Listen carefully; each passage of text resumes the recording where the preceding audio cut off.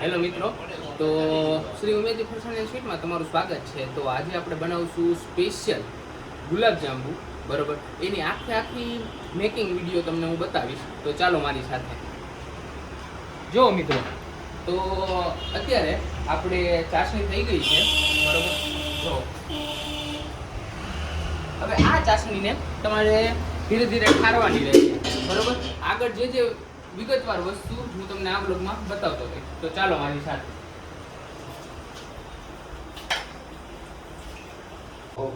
મિત્રો, તો જો આજે આપણે બનાવશું આ માવાના ગુલાબજાંબુ. આ માવો સ્પેશિયલ તમારે ગાયના દૂધનો માવો છે, બરોબર. આમાં કોઈ પણ જાતનું ભેળસેળ આવતું નથી. અને આપણે જે ગુલાબજાંબુ બનાવશું એ પણ એકદમ શુદ્ધ અને ઉપવાસમાં ખાઈ શકે ને એવા બનાવશું. એમાં કોઈ પણ જાતનો પાવડર નાખવામાં આવતો નથી અને કોઈ પણ જાતનું મિલાવટ નાખવામાં આવતું નથી. ઘણા લોકો એમાં તમને મેંદો ને એવી બધી વસ્તુ નાખે, પણ આપણે એવી કાંઈ વસ્તુ નાખવા નથી. આપણે આ સ્પેશિયલ માવાના ગુલાબજાંબુ બનાવવાના છે. મિત્રો, તો હવે આપણે માવો એકદમ જોખાઈ ગયો છે ને આ જો આમાં નાખ દીધો છે ને 2 બટકા નાખ દો. હાલો આ ખમણી નાખો. આ ખમણી જાહે ને પછી તપકીર જોખ નાખો.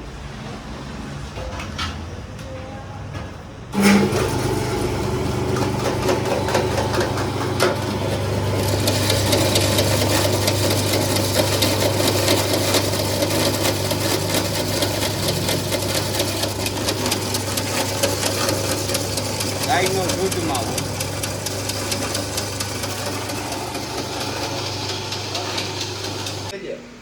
માવો ખમણાઈ ગયો છે ને હવે એમાં તપકીર મિક્સ કરી અને જાંબુની ગોરીની વારવા વળગી ગયા છે.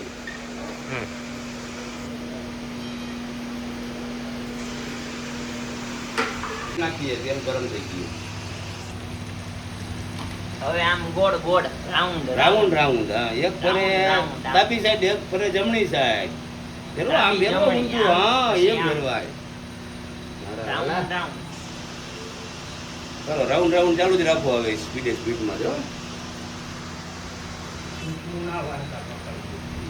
એનો ફોટ હવે વારે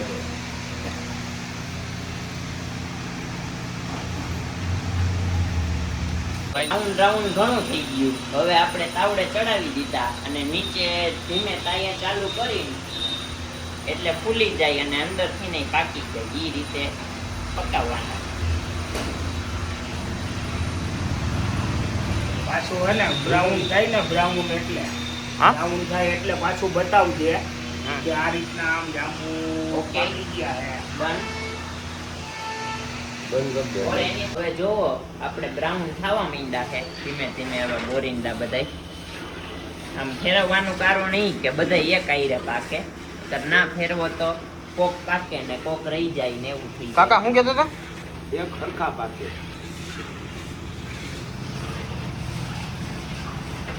એક સરખા પકો. જાંબુ પકડીને એમનું ભરેલું તો નીચેનું ગોળ પાકી જાય, ઉપરનું ગોળ દઈને નીકળી ગયું હોય એટલે એ કાચી રહી જાય એમ.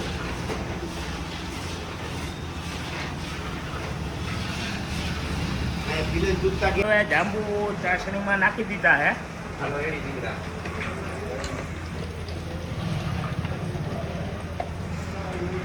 કેવા બન્યા કાકા જાંબુ? જાંબુ ભર્યા અસલ મસ્ત રસ ભર્યા. ટોપના પેટા.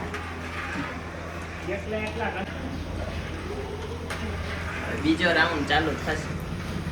એક જ રાઉન્ડ પછી એટલા રાઉન્ડ કાઢી હમ આ સિસ્ટમ આપણે બતાવી દીધી. પછી બીજું એટલા રાઉન્ડ જે થોડી ખબર હતી.